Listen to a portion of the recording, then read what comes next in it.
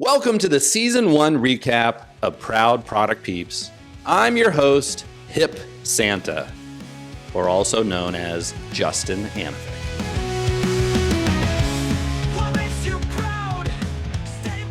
I didn't set out this way, but my catchphrase ended up being, I love that. I didn't expect to hear what I did during these sessions, and I was floored. And I have been very, very proud where people have told me that things that I have written, content I've created has been very, very instrumental for them. And this has happened multiple times. I'm embarrassed to admit, but people have come to me and said, your first book, I read every word of that and it really changed how I think about this. And they've written me on LinkedIn and then made comments to me that, things that I've said, content that I've written, kind of the steady stream of content that I've put together about my particular industry has been very, very meaningful for them and has really improved them positively. And I'm very, very proud of that. I've written a book.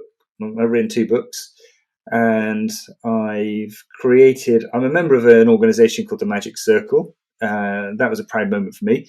I've created tricks that people have bought. So I really quite like creating things and then having somebody else buy it and use it. But it was when I originally came up with the concept and the framework of storytelling, that this framework didn't exist. Then it did. Then I kind of refined it and I wrote it down and I managed to articulate its value and build a course around this. And then somebody bought it. And that was the moment where I thought, the feeling I've just experienced. It's like having, you can't explain what it's like to have a child and to somebody else. You've got to kind of go through that yourself. And it was that was the feeling. It's like, I never would have imagined what it feels like to create something, articulate its value, then somebody buy it. That was just an incredible moment. It's weird to talk about yourself, but one accomplishment that I'm really proud of does come back to you because you told me everything has to. Maybe 6 or 7 years ago, a group of us were in Chicago for meetings, and you had basically asked me what I wanted to do when I grew up. And I realized much later that you were just trying to poach me.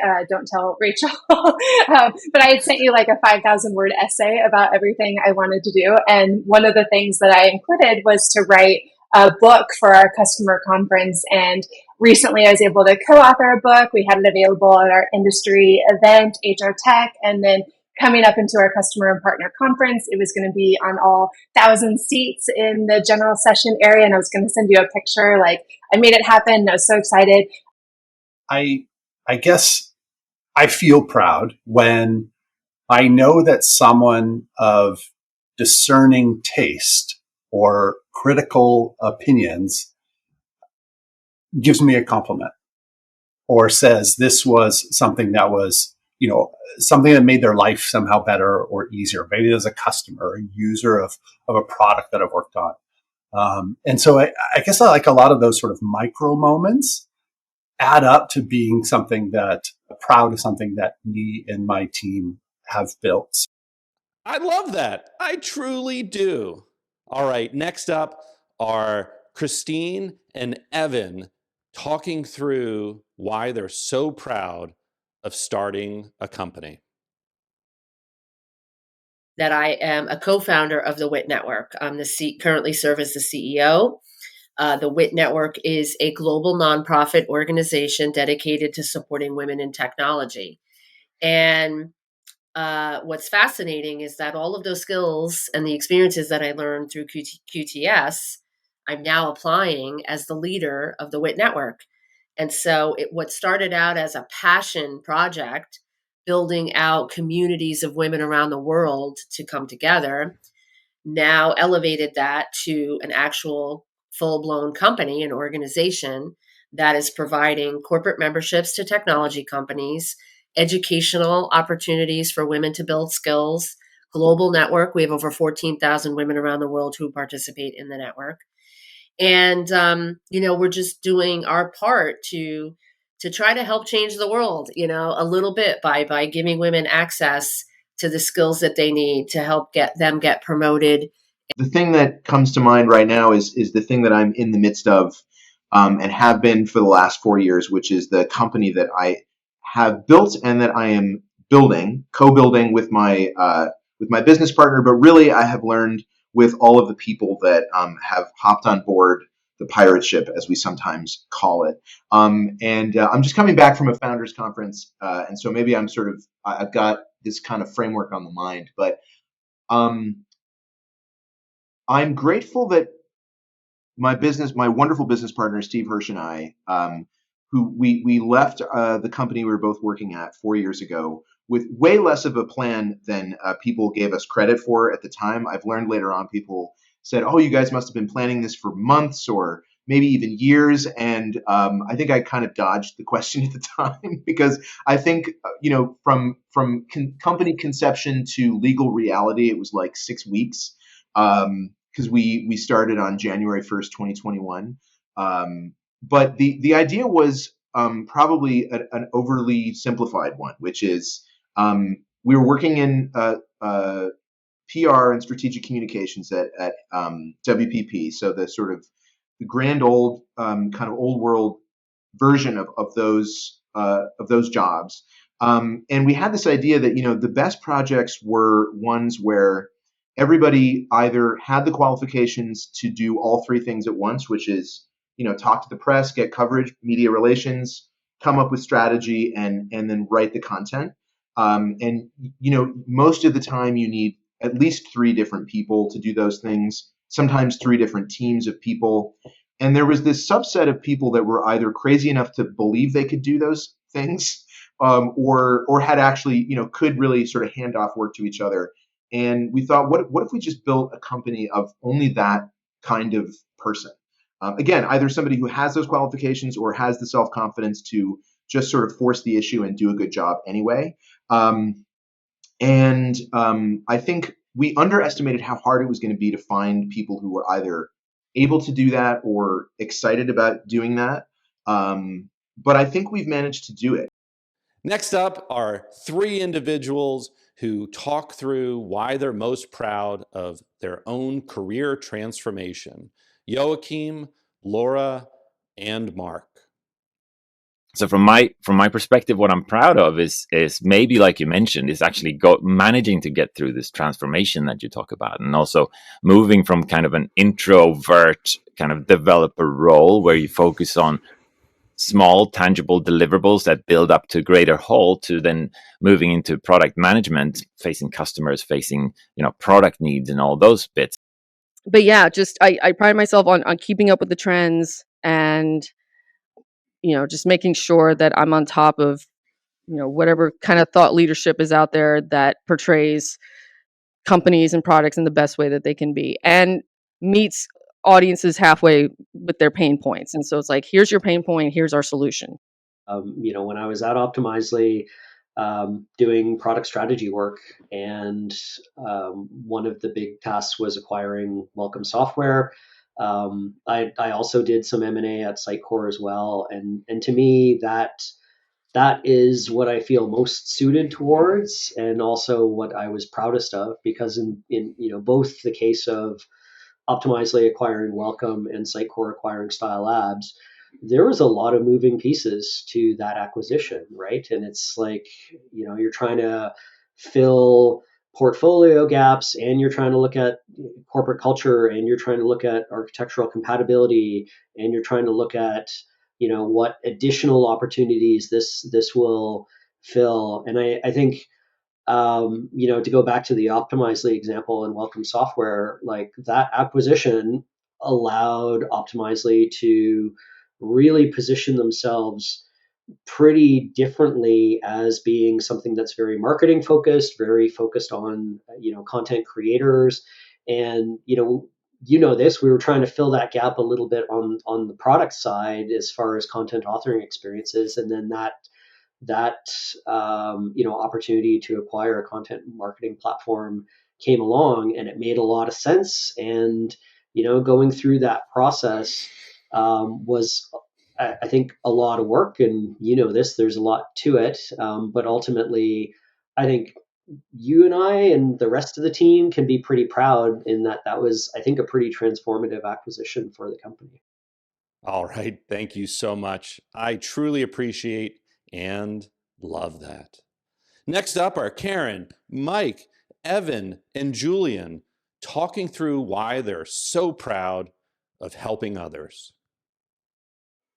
I think you could probably hear this in just how we're talking today, but I am most proud of my network and my relationship building skills that I've built over the years. The network is huge. So, quick story, when I first started at Epicor, I managed the Microsoft Alliance. I had an opportunity to be a part of this partner engagement board, which was a group of individuals just like myself. We met 4 times a year to help Microsoft build out, partner events and partner programs and such. And just learning the value of meeting people outside of your company, and even if they were competitors of ours. I think I'm most proud of being able to make people feel heard, help them feel understood, included, and appreciated, and that their work is bringing value to what we're doing. Like I'm really proud of that when I sit down and think about it and get past all my Midwestern reservations there. Like if as a leader you can help people feel like they have a voice and that their voice is being taken into consideration and making a change for the better, I think that's a really good place to be. Yeah, so I think just professionally helping other people develop and find their strengths. You can see I have my why here. It's really about helping people find their strengths and work in that. Really, at the end of the day, if you ask me, like, if I could snap my fingers for any company and make something happen, it would be having that win-win of people are working in their strengths, they're engaged, company goals are being exceeded because of that, people are built up internally. So times where I've been able to have an impact, whether it's leadership programs I've developed, people I've helped hire, different trainings. What makes me most proud is the connections that I made with people. I mean, it's real easy to say that, but that is so meaningful to me. I remember doing a Google Digital Garage, which is basically a learning series for people who want to do some self-learning, self-development as part of Google's program. I've done a video on there. I spent an afternoon with them filming, talking about my experiences, how to network basically via LinkedIn and the power of it. How to template your message to people, how to understand what kind of people you should be following, etc.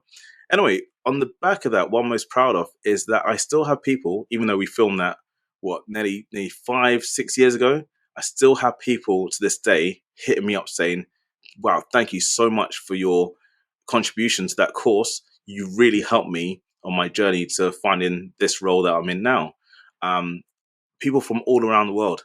I've had people from Ethiopia. I've had people from South America, people from Northern Europe, everywhere hitting me up to say, this is how that snippet, that video that I'd done, which was about 15 minutes long, how it helped them in their career. And I think why I'm proud of that is because I took so much time just really sharing my own story, but not in a way of sharing for sharing's sake. It was like a tangible story. So saying, this is where I was, this is the change that I made, and this is where it took me.